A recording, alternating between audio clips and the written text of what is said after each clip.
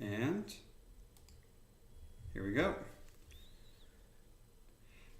There we are. Hey, we're here. Thank God you're here, guys, because today we are going live with our very first live stream for our channel, Road Trotting. We hit 4,000 subscribers this weekend, and we were so excited that we thought the coolest thing we could do is celebrate with a live stream. And we decided to answer a question that we get asked a lot, which is? Which is why do we move over here? So we get asked all the time, like, why are we here? What do we come here for? And we want to tell you, I think it's going to be a lot of fun to be able to take a little walk down memory lane and be able to see where we came from and how we got here.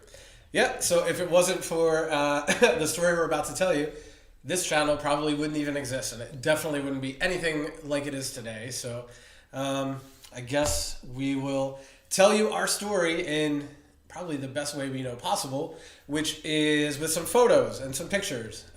So throughout our little story and our little retelling here, we'll pop up some pictures of our entire journey, our life so far, and everything that we've been experiencing while we've been living in Denmark, but also where we started from. So I'll be keeping track of the comments here, and Mike will be manipulating the photos as they come up. And to start.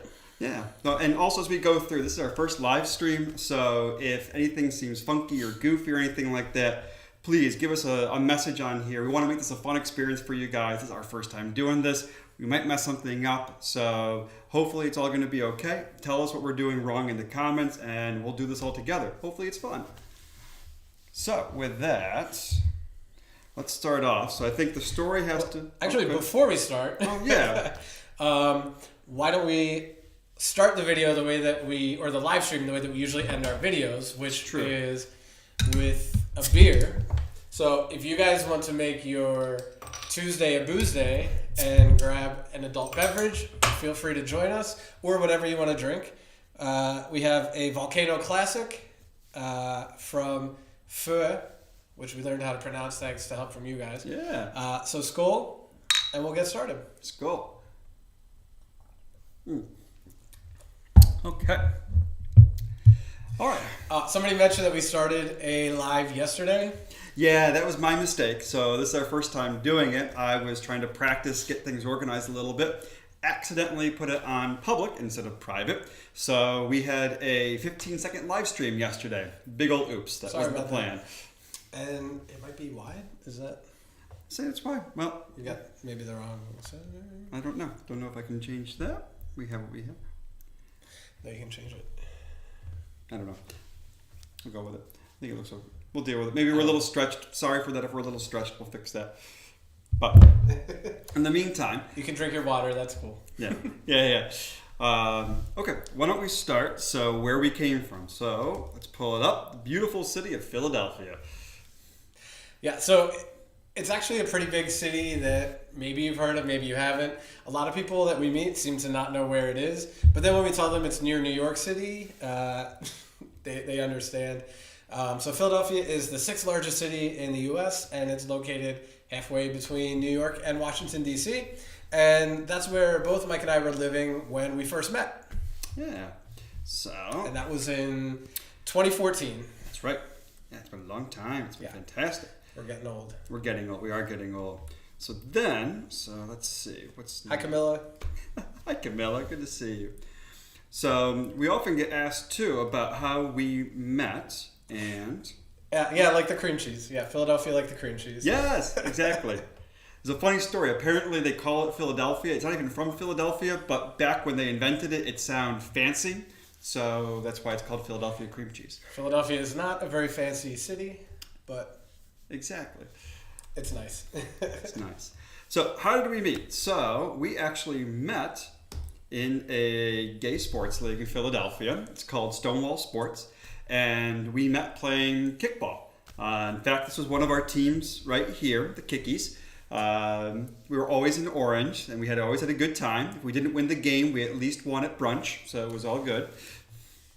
Yeah, it was definitely more of a social league, even though we did have fun playing. And It was mildly athletic if you wanted it to be, but mostly it was just a way to meet people. And I would have to say that compared to sports in Denmark, and we did also join a gay sports league in Denmark, it's a bit different because I think sports are much more serious here if you join a sports league. Yeah. This one was pretty social, although we did have a lot of fun. And there were some times where it got pretty intense and serious. Oh yeah, it definitely did. I mean, but you can say so. I mean, look at this guy pitching right here. You gotta say that this is kind of intense right here with, cut off shirt, bright red sunglasses. But that's a strike right there. Yeah. I was a decent pitcher. You were good. You were very good with that. I took my team to the championship game. Yeah. The season before I played with you. That's true. Yeah. That's true. I cheered you along the way. That's good. Okay. So what else do we like in Philly? So as we were with Stonewall, here's a cute picture of us. Let me pull this one up. Boom. So as part of the league, it was cool because we also marched in Pride. And this was the Pride Parade in Philadelphia in, I guess, what was that, 2015 or 2015, I think. I think it was 2015. Yeah.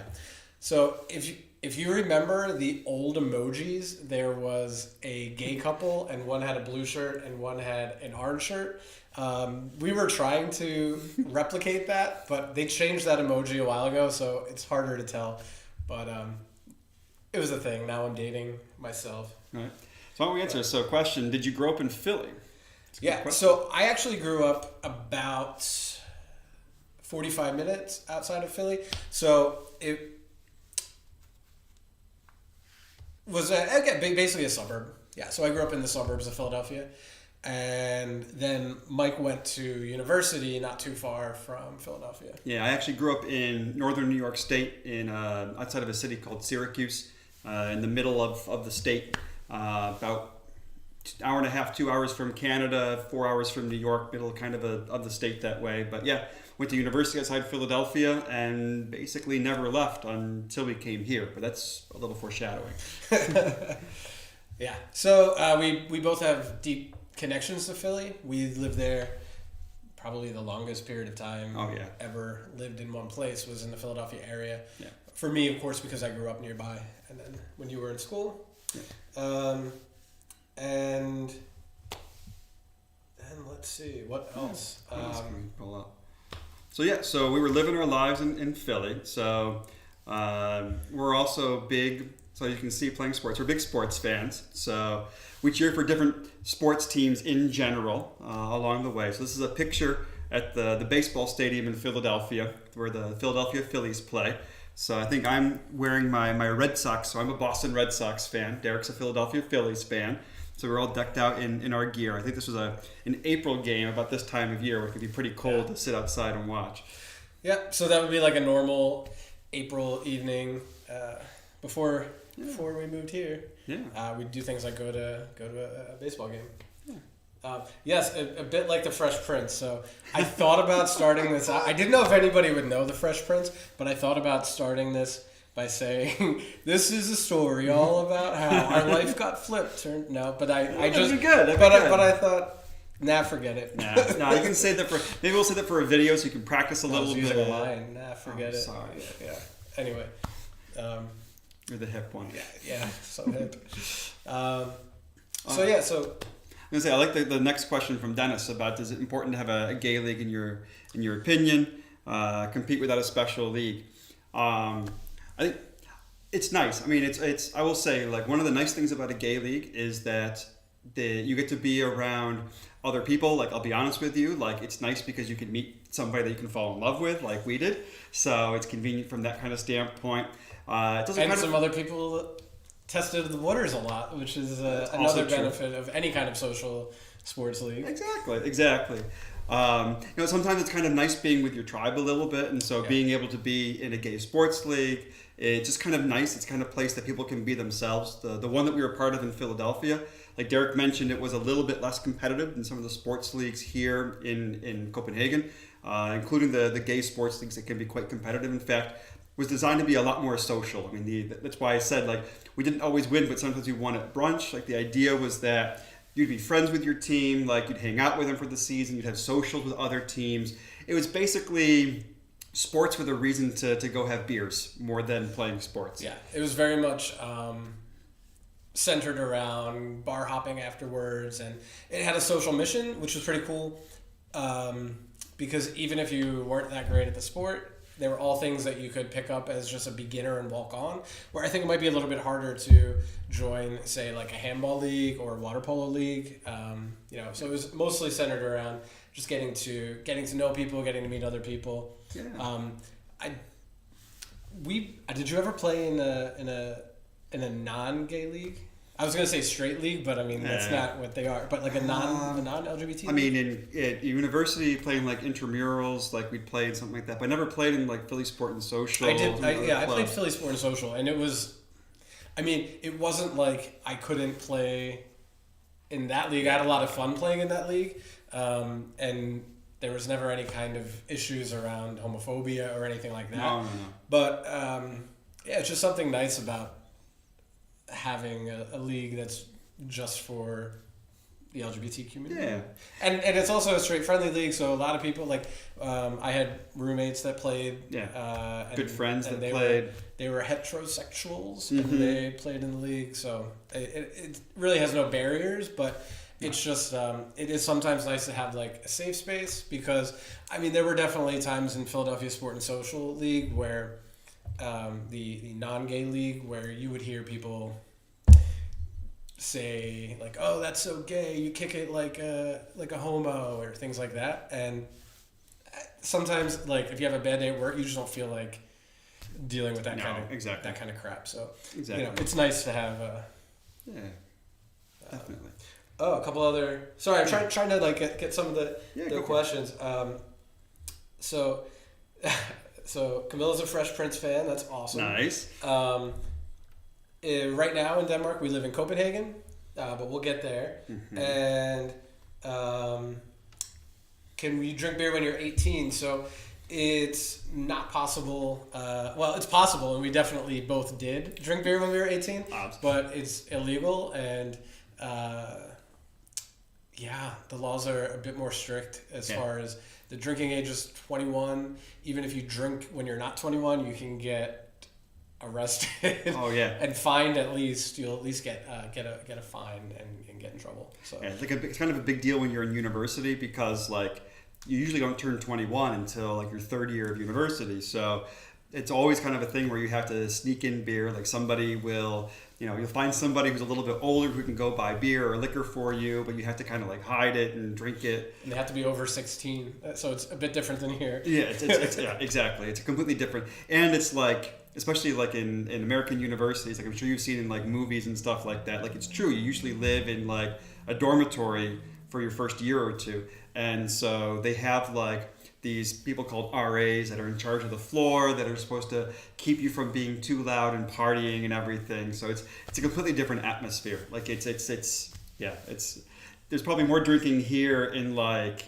I don't know, Scouts than there is in things like that in US. I think it's different, and I answered a comment from somebody on one of our recent videos about drinking, and this is actually a cool thing to talk about, because they basically said like I drank before I turned, before I hit my early 20s, and then I just got sick of drinking. And in the US it's quite the opposite, where you have to sneak around, and you might even get stopped by a police officer if you're drinking before you turn 21, and then you can't even go to a bar until you're 21 years old. So right around the time that you finish university, maybe go to graduate school, and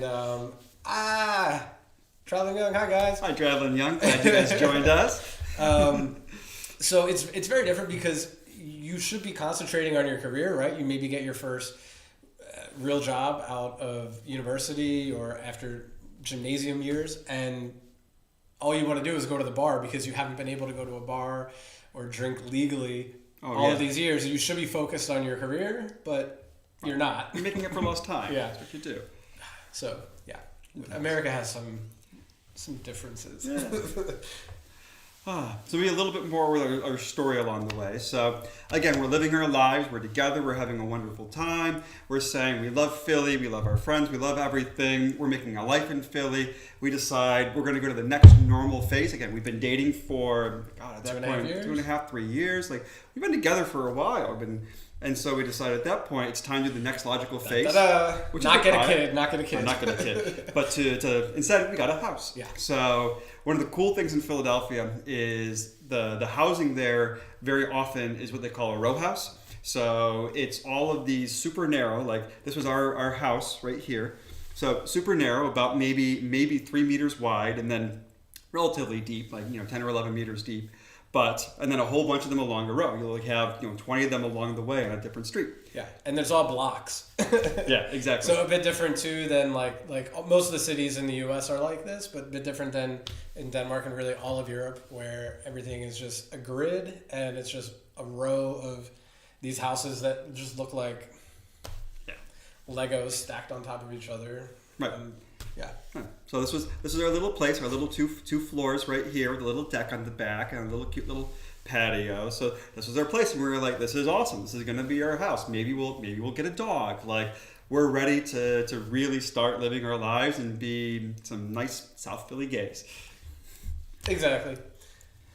And answer some questions before we get to the da-da-da-da. Okay, we'll do a few questions.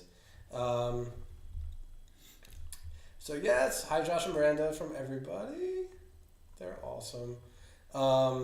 And let's see, a couple other questions. So is English only school? So you good? I'm good. Just fixing this. So school, whether it's high school or university, is pretty much all English only. Yeah. I'm sure that I know there's like a French school in Philadelphia. Yeah. It's probably a German school, maybe. Yeah, I think there's a lot of German population. Yeah, but I think it's probably more typical that you're going to go and maybe, like I know some people where, say they have a mixed family where one parent is not from U.S. and they want to keep up learning Polish or Japanese. They have school on Saturday that you can go to, and the kids can learn like the native culture of their non-American parent. But yeah, I'd say, heck, I didn't even start learning a foreign language until I was in the 8th grade, so about 12 years old to learn Spanish. Yeah. And even with that, but between, I did very well scores in school, took 4 or 5 years of Spanish, I can still just barely order a beer in Madrid without sounding like a jerk. Since I only know a little bit of Spanish and a little bit of Danish, I end up mixing like both words. So instead of like Danglish, I have this weird like Espandanglish, like Espanol Danglish, and I'll just be like, "Ya can ik hablo español mucho." Me ik so good. Yeah, like Right. I just have a drawer in my brain for all the languages, and I don't know what I'm gonna get out of that drawer. Yeah, lo gern una cerveza. Yeah, and I just combine every foreign language, any non-English language I know, just gets jumbled together. Exactly. So until we can get back into Danish class. Exactly. So speaking of Danish and moving closer towards Denmark. So then all of a sudden, I think we mentioned this in a couple of our videos. So us moving to Denmark didn't exactly come like it normally does with months or years of preparation.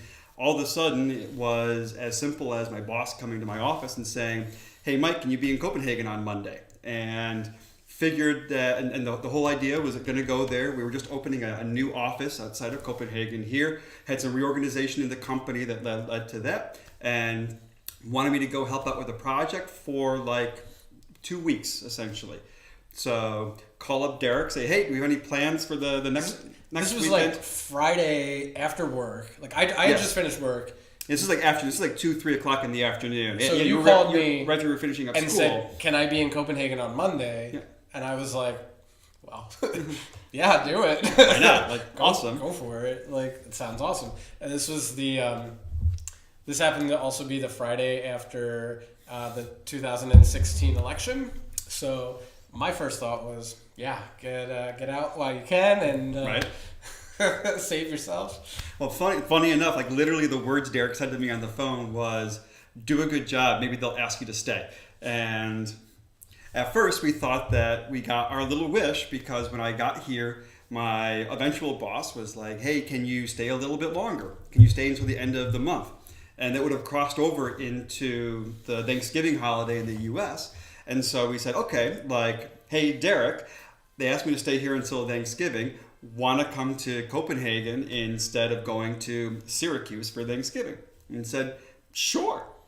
Yeah. So I booked a flight pretty much right away. I told my boss, I'm sick. I won't be in the day before Thanksgiving, so I could get like an extra day. I think the statute of limitations is up on taking a yeah, sick day in I 2016. don't really mind. I don't really mind now. And yeah, so then I came over like 2 days after we had that conversation. Literally. I booked a flight and was on it the next day. So yeah. So we were here for like better part of a week. We did a You were here for a month. I was here. We were here together with you off of work for about 5 days. Yeah. Not very long, but for an American living in America, that's like a really good vacation. Yeah. That's a really good holiday. 5 days. Well, we had the 4-day weekend for Thanksgiving. We took an extra couple of days on each end. Yeah. We went to Germany for a couple of days. Went to Berlin, which was super fun.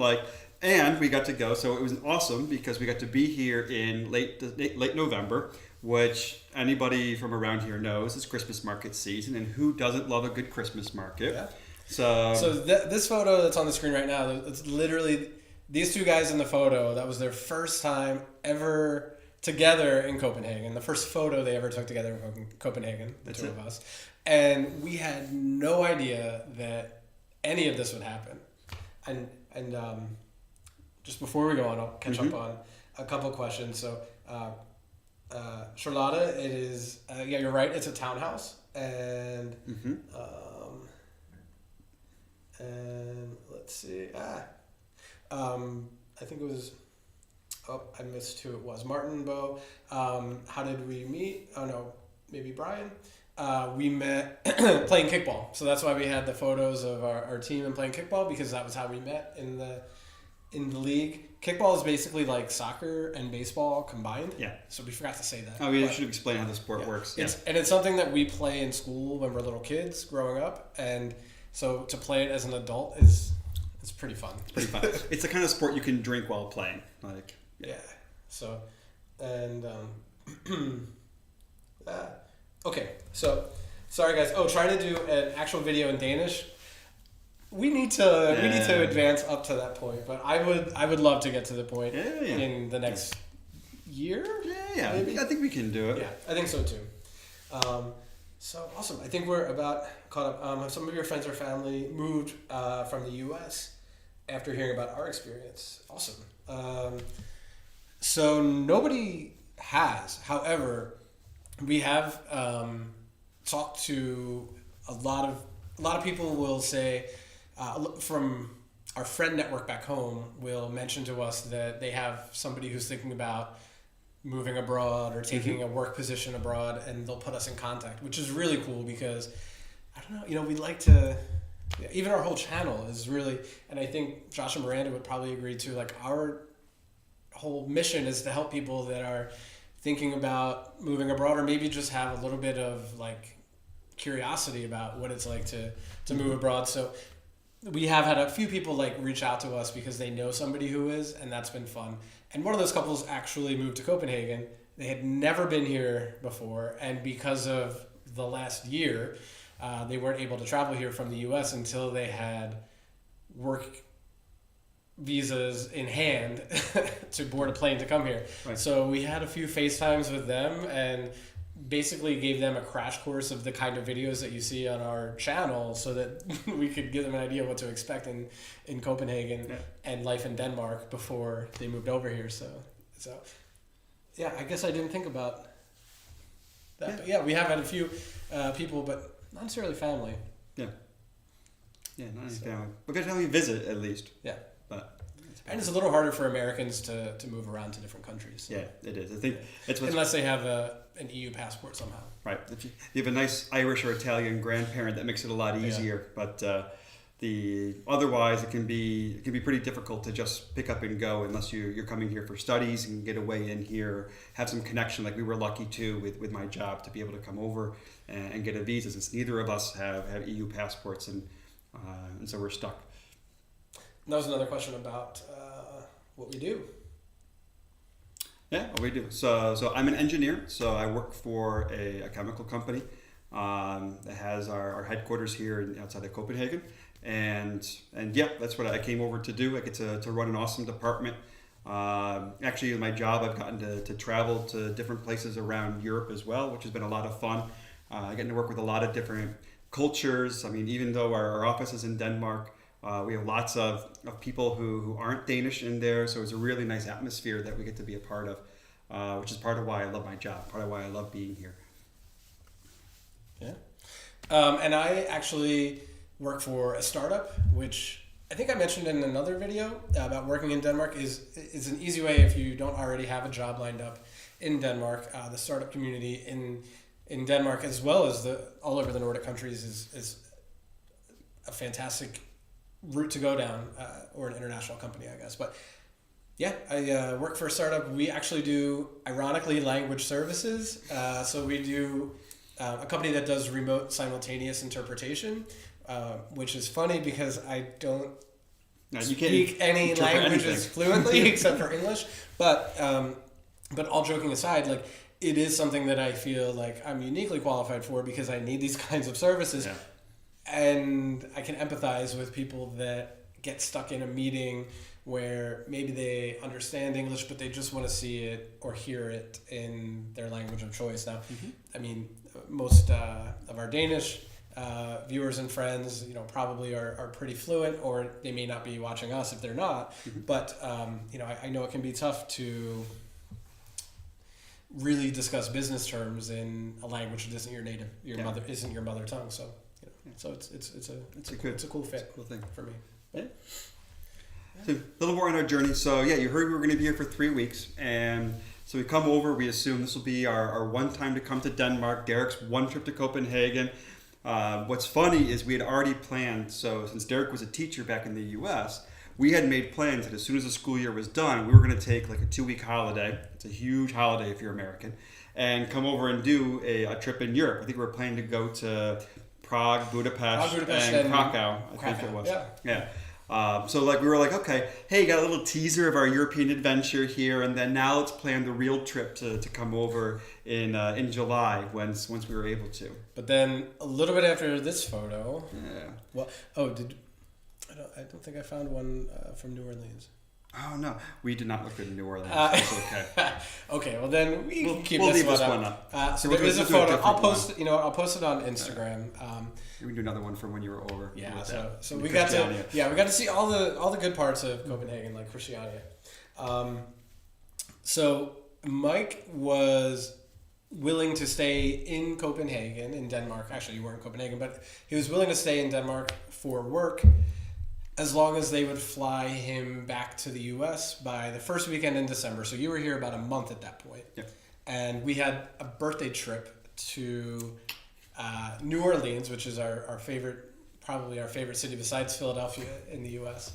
And they flew Mike to New Orleans. He's dead tired.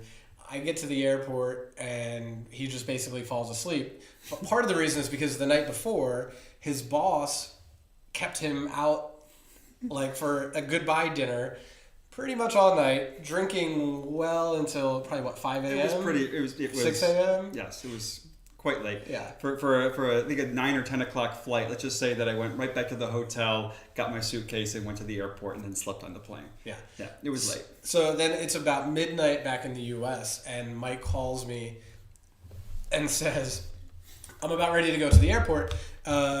I had a really good dinner." I could tell he was drunk too. And he said, "I had a really good dinner with my boss." I'm like, okay. And he says, "They want to know if we want to move to Denmark." So I'm, it's about midnight in the U.S. I'm about to go to sleep.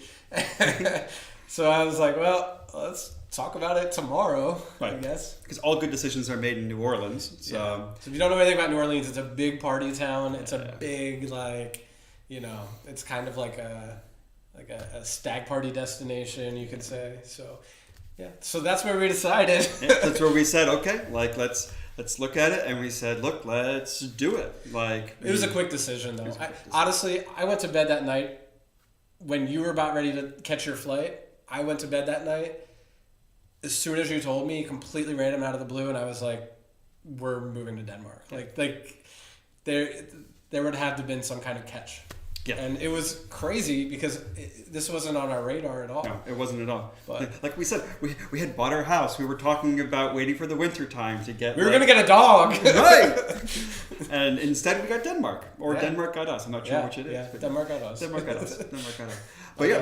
But that's how it was. And that's why our story is kind of crazy, because like normally people plan for this well in advance. Normally it's something that people prepare for and everything else, and this literally just fell into our laps. So I will say, if you're somebody who's looking to expat or anything like that, the key thing is network, because you never know when a random 5-minute conversation with somebody is going to turn into an impression that suddenly turns into, hey, maybe that person can come over and help me out with something.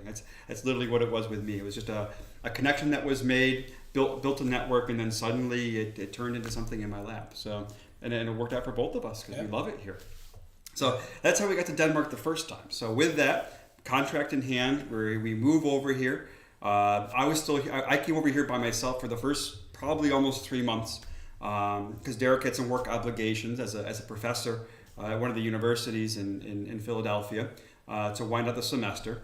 And so on, March 21st, first day of spring, you arrived in Denmark?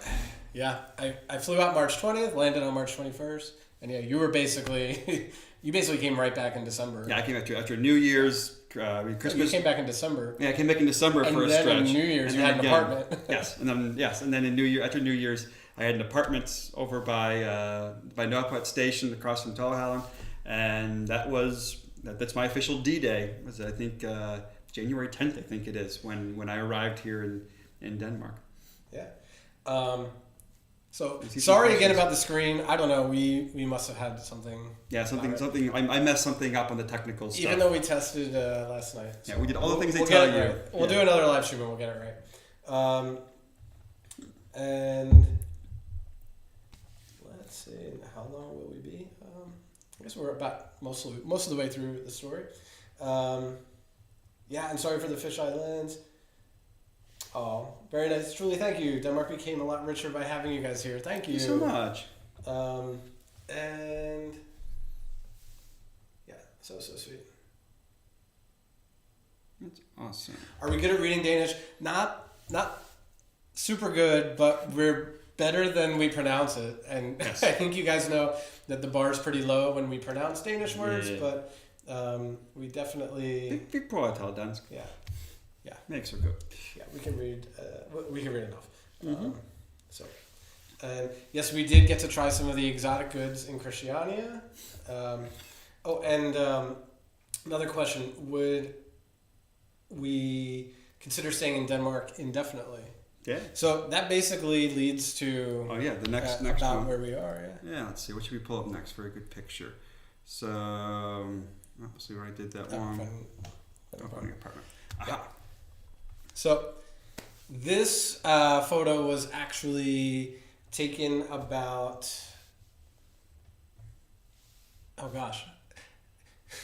during these times, all everything kind of rolls together. I'm looking at the about a year picture ago. to remember. This was about a year ago. Okay. Yeah, because we found.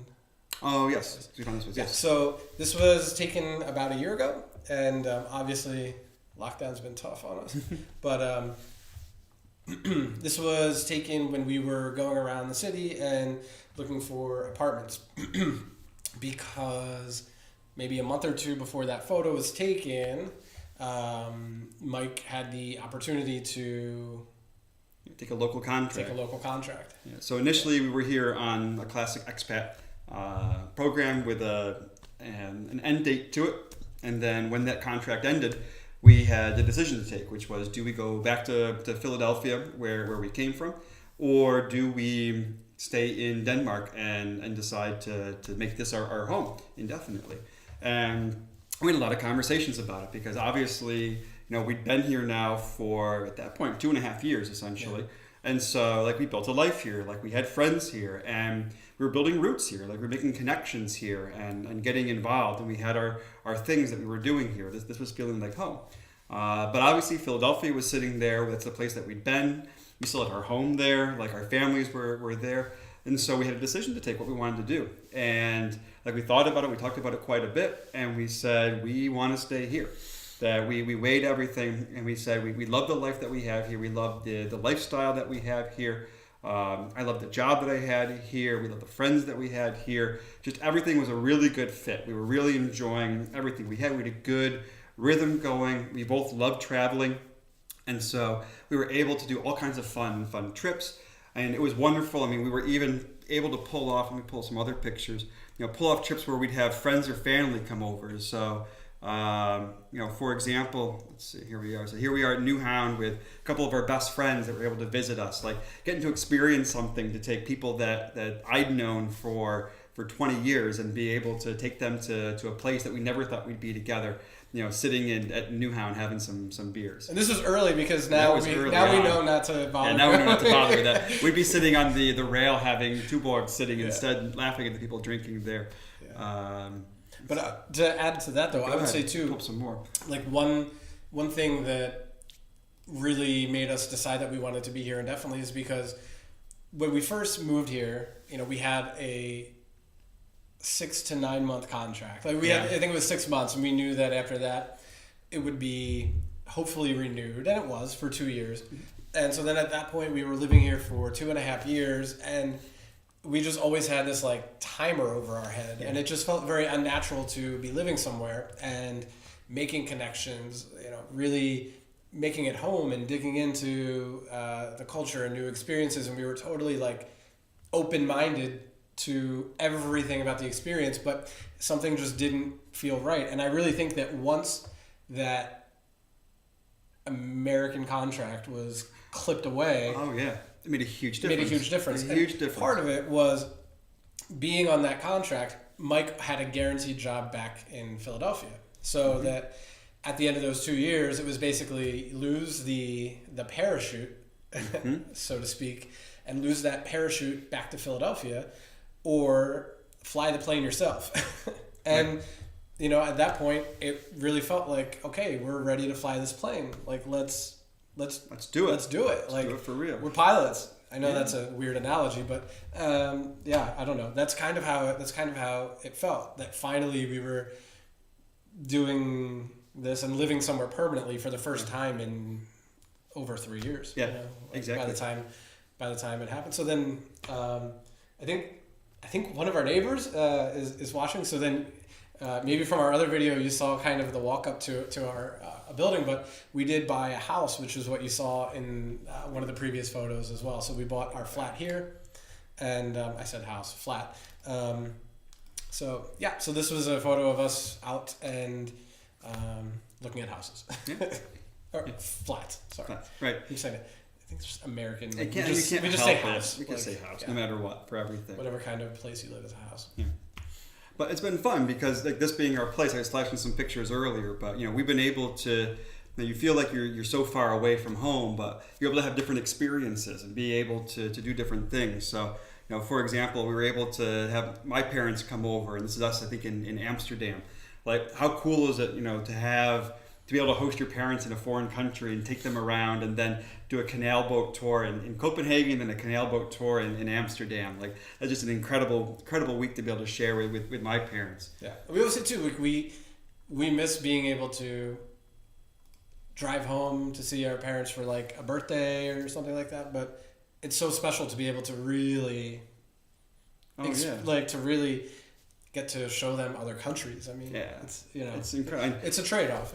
And here's with your mom. I mean, you had to spend Mother's Day in Europe with your mom. Like, how cool is that? Yeah, we spent Mother's Day at Prague Castle. This was in. It was in Diabun. It was in Diabun. Watching the drag show, right? Yeah. Yeah. So I mean, it's been really cool. So of course we miss our friends and family, but it's nice being here. And Let's see. And that's another fun one. So yeah, and being over here, we get to play host. So got to have a number of friends come over. Went to Oktoberfest a couple of years ago. Yeah. Again, how cool is it to just be able to say like, yeah, come on over. We're gonna just go to Munich. It's only an hour's flight away. It's not too hard to get to. Yeah, so we met some of our best friends at Oktoberfest, and experiences like that would be a bit more difficult to plan from the U.S., especially with American holiday. Yeah, how much time you get? Because you only get like 10 days holiday a year. Sometimes that includes your sick days too. Right. So, yeah, we like it here a lot better. Yeah, we like it here. So that's some of the reasons why. So that's one of the. So that kind of talks about the why we had a second chance to commit on whether or not we wanted to stay in Denmark or not, and we said we wanted to stay for all the reasons. And as you watch our videos, you can get a sense for kind of the reasons why we decided that we want to stay in Denmark, the things we like about being here in Denmark and being in Copenhagen specifically. Do a few more questions? Yeah, so a few more questions to go through. How do we find the different alcohol acceptance in Denmark versus the U.S. from Julie? Yeah, we talked about it a bit earlier, but I think it is kind of nice that it's a bit more liberal and laid back. Yeah. The biggest thing, and I know it's not technically legal, but the ability to just go have a beer on the sidewalk or a bottle of wine at a picnic in the park, things like that are really nice. And in the U.S., I mean, you would be... I mean, I remember one time... It's like a police state. Come here. Exactly. It really is. Really, I mean, I remember one time we were having a little picnic in one of the parks in Philadelphia, and we had like a gym bag, and you could just see a little bit of the bottle of wine sticking out. Like we had our red Solo cup so that you couldn't tell that we were having booze. Of course we did. Of course we did. Like we had the bottle hidden, and a park ranger came over and said, "Oh, you guys can't have that." Like that's... So yeah, no, it's nice. Nice to have it that way. What else do we have? Let's see. What are interests besides videos and work? Travel normally, obviously not in the current situation quite as much, but no, traveling's a big one for us. In fact, if anything, my God, when we first, like Derek mentioned that our first contract over was only 6 to 9 months, so because of that, we thought we might be going home. So almost every other weekend, we were getting on a plane somewhere to go somewhere around Europe. Kind of burned ourselves out on travel a little bit early on, and so now we found a nice routine with that in the normal times, of course. Airplane, I think, in there. Yeah, I think there's going to be a picture of us somewhere on here. Maybe not. Maybe not. Let's see. Oh no. I'm going to pull up a cute picture of us instead. How's that? We'll do that instead. That's us in New York. Yeah. That was actually... That's a lot of fun. That was about 6 months before we moved here. Yeah, it was. That was the summer before we moved here. Oh, I don't want to do tongue twisters. Sorry. I'm so bad at them. I flub up English. You don't want to hear Danish. Oh, Danish Kickball. That could be... Danish Kickball could be a lot of fun. And we had played in a Danish dodgeball league, so one of the other sports, actually the sport that we were playing when we started dating. But seeing how people who grew up playing handball are throwing balls, I can only imagine what people who grew up playing soccer are going to be kicking balls as well. But no, that'd be a lot of fun to play kickball. Yeah.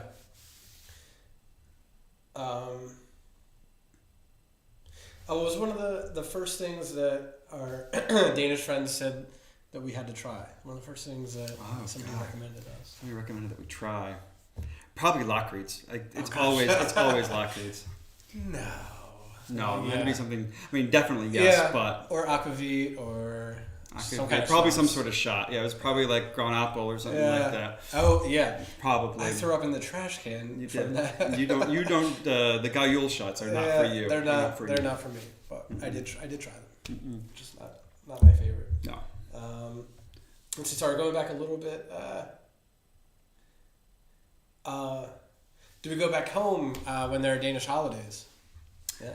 Yeah. So, we went back before the current times. That was from Julie. That's from Julie. So before actually it worked out nice because we've been able to go back. Usually we try to go back about twice a year. It just happened actually for probably the first 3 summers we were here. There was some big summer event. Usually someone was getting married that we went back and timed it around for, so it was easy. I mean, in truth, being from the East Coast, it's not that bad of a flight to be able to go, and there's a direct flight from Copenhagen to New York that you can take.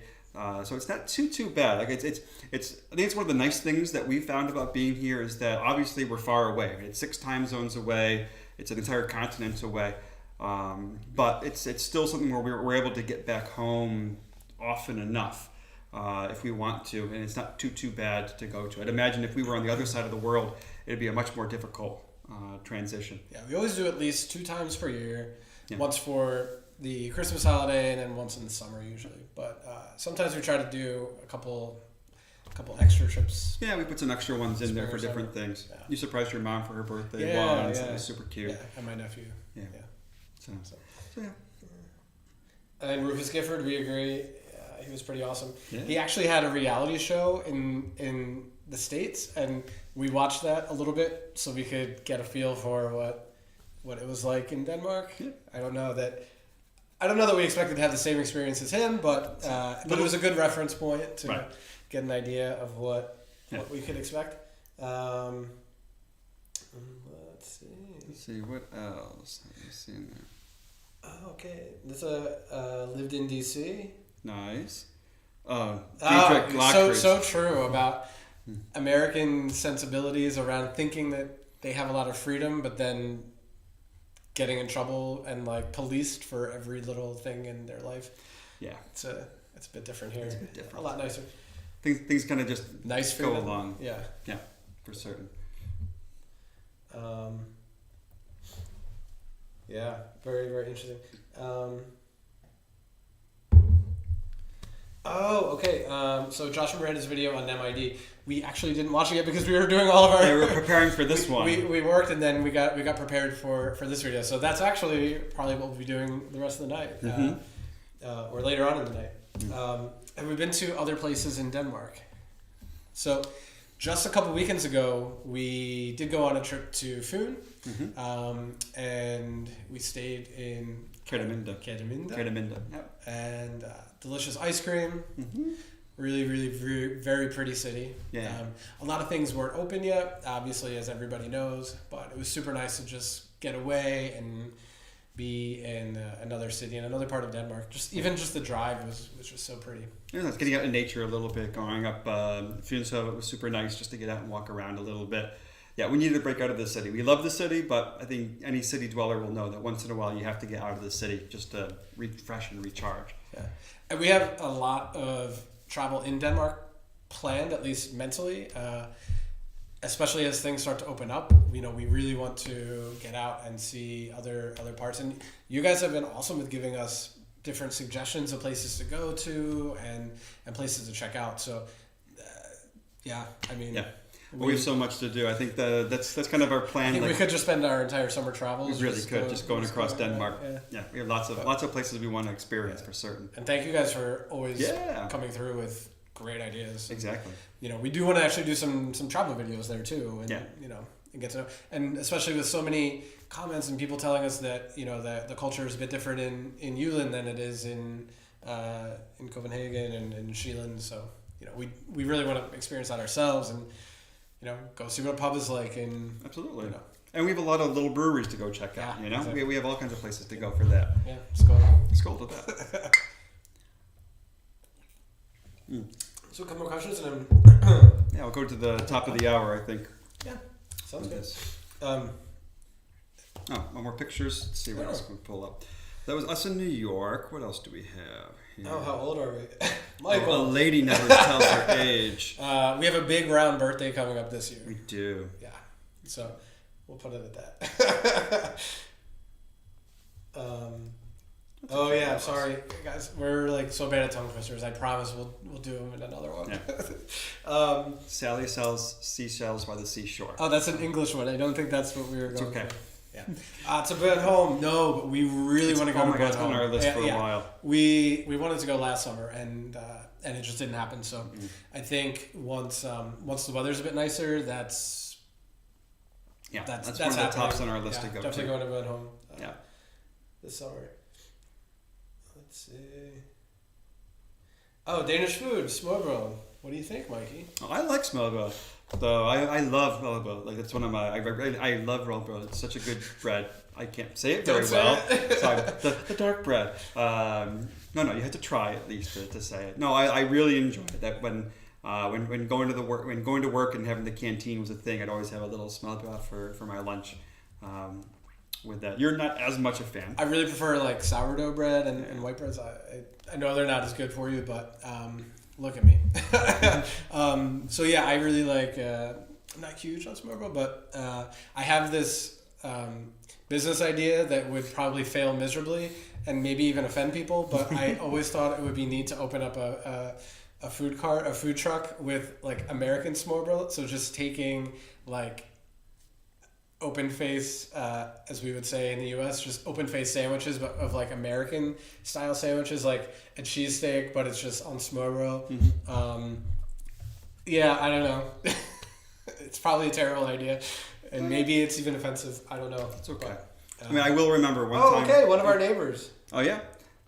Oh yeah. Hi, neighbor. We have a big courtyard in the area that we live. So hi.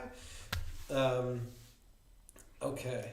And let's see. Oh yeah, flæskesteg. Oh yes, food is so cute. Yeah, flæskesteg med kartofler. Yes, that's fantastic. I mean, you can't go wrong with flæskesteg. Flæskesteg is probably one of my favorites. Yes.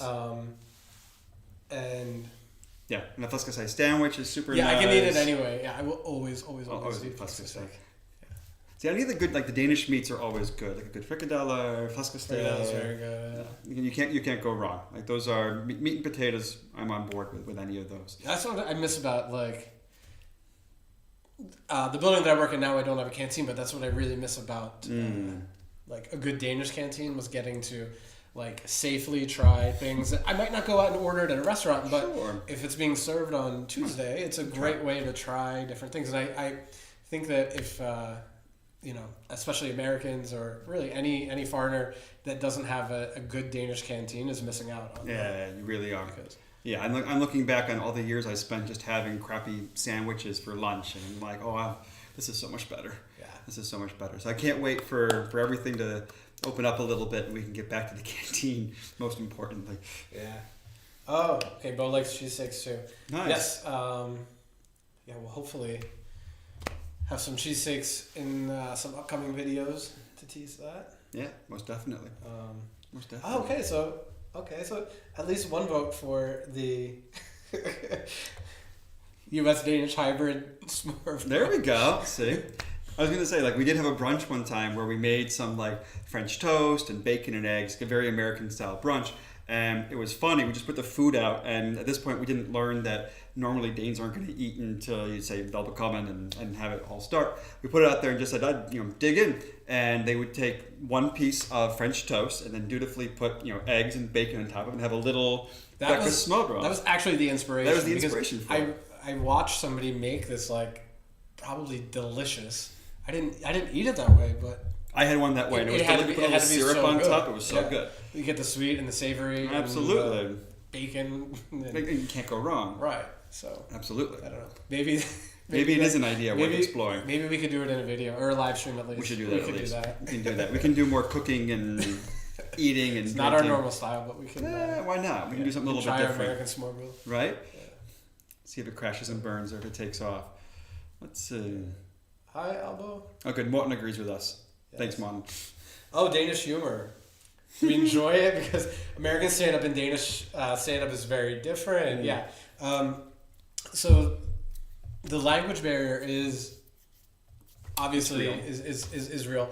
But when we can have things translated, we do have some awesome Danish friends that will often show us a video or a clip of a video and then explain to us what's actually going on. And the humor is definitely a bit different. Mm-hmm. But I think we've mentioned this before too, but I think our sense of humor goes pretty well here because we like jokes that are sarcastic and literal and borderline, like just almost goes a little too far, but not too far. Mm. Yeah. So we definitely like that a lot. Oh, and somebody asked previously about any shows that we watch before we moved here. So besides the Rufus Gifford reality show, we got into Borgen a little bit before we moved here, and we also watched a show on. Now this was Scandinavian, so I guess, but we watched Occupation. Oh yeah, that's right. Which is a Norwegian show.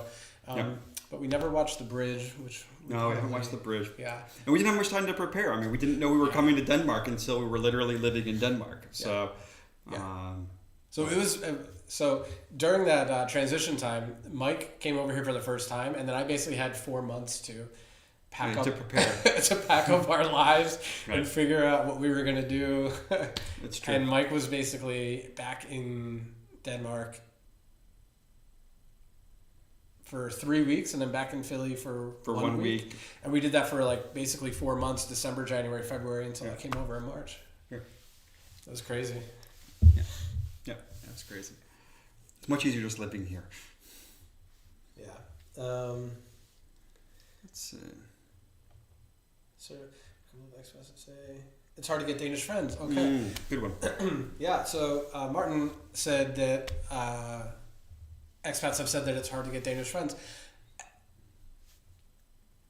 I think it depends. I think we're lucky because we live in Copenhagen, so it's often easier to find Danish friends in Copenhagen because most likely they moved from somewhere else, and they also need to make new friends. So that can be to our advantage, and I think it definitely was to our advantage. But none of our friends really are from Copenhagen. No, most of them are from elsewhere.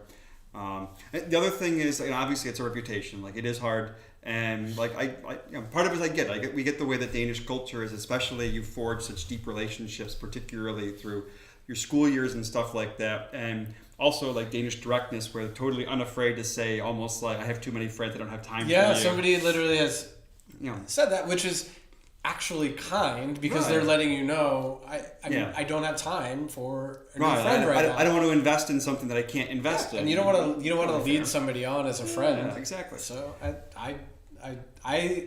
we've mentioned it before, but we have embraced the Danish directness. I think if somebody tells you, I don't really have time for a new friend, it's not. Yeah. That's actually the best thing that you can say. You don't want a fake friend. No, absolutely not. No, but the big thing was joining Pan Idræt, the sports league, the gay sports league here in Copenhagen was huge, because that was a way for us to that was really when we started meeting Danish friends, because we had a first group of friends that we're still friends with that we met when we first came over through a friend of a friend on Facebook. Then we started taking Danish lessons and met another group of friends that we're still friends with, but again, all expats.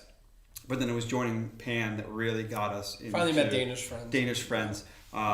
Because now we're part of a club, we're part of an association, and I think that's kind of the key message. I think is that you're not going to make friends waiting for people to come up to you, and kind of culturally, not necessarily your coworker is going to be some of your best friends once you get outside of work hours, and it's just having to adjust to the culture. That's what it comes down to. But in truth, like, when you move to a new city, even in the U.S., you have to join things to meet people. Like it's not like people it's are work to beating make you down. friends. It's work to make friends anywhere that you live, anywhere that you move. Mm-hmm. And I always say too, like whenever I hear people say, "Oh, it's really hard to make friends with Danes," I always think of myself when we lived in Philadelphia, and I wasn't the welcoming committee to every person. I was friendly, and if somebody was introduced to me, I would welcome them, but I wasn't necessarily going out of my way to become friends with them and invite them over to my apartment for drinks or dinner or coffee or anything. You really have to work, and I wasn't going around and befriending every foreign person in Philadelphia, and I never expected people to do that for me here. And I think sometimes, I don't want to speak poorly of anybody's, experiences, because I've only had mine, and there are things about our experience that have been easier for us, but we've met some expats that really have a negative outlook, and I think it's work. You really, if you're introverted, it can be really hard to move to another country, because you really have to meet people. It's always hard to move to a new place. I mean, I will say early in my career, I moved to the city of Houston for 1 year, and it was hard too. I didn't know anybody there. There's some people that I knew from work, but it's hard to move to a new place. So I think I think Danes get a harsh reputation on that. Like, it's part of it is cultural, where it's hard to have casual friends. You'd rather have deep friendships. Especially if you have a friend that is there for work and you know that they're only going to be there for 2 years. Sure. It's hard to invest into a relationship. Do you really want to become I get that. Friends with somebody who has an expiration date? Yep, exactly. Yeah. Can be tough. Okay. All right, we're up at the top of the hour. Want to maybe do one more? Oh, okay. Sorry, maybe I was confused. Strange you think people in Copenhagen are from somebody else, people in Denmark really move far away? Sure. I think I meant that since we live in Copenhagen, if we made friends with people in Copenhagen, they may often be busy for family events and things like that. It's easier if somebody moved from Jutland or somewhere a bit farther away in Denmark where they need to make some new friends because they don't have their childhood friends in the city. Yeah. I don't know if I explained that right. Sorry. Yeah. Okay. All right, so we'll wrap things up. Yeah. But yeah, great. This was super fun. I'm sorry I know we didn't get to every single question. We were trying to keep up with the chat, but thank you all for just a really fun night. And it's just really cool to get to fill in those blanks and tell a little bit more about ourselves and that part of our story of how we got here. Exactly. And your questions were fantastic. The engagement was awesome. We'll play with some of the technical issues. Maybe have the screen not make us all stretched next time. Sorry. But we'll learn with this as we're all learning from each other. We hope you learned a little bit from us, and we definitely learn from you guys every single day. Yeah, we're actually much more thin and fit. So I don't know what's wrong with the This is the wrong format for a post-quarantine video. Sorry for that, babe. Yeah. Okay. But yeah, and let us know in the comments too if there's anything that we didn't answer or that you want to see in another live stream or even in another video all on its own. This is really cool, and you guys really do inspire us for what we should do next. So, please keep it up and let us know, and we'll try to deliver. So yeah, thanks everyone. Thanks everybody. Tusen tak. Tusen tak. Skål. Skål. Hej hej. Hej hej.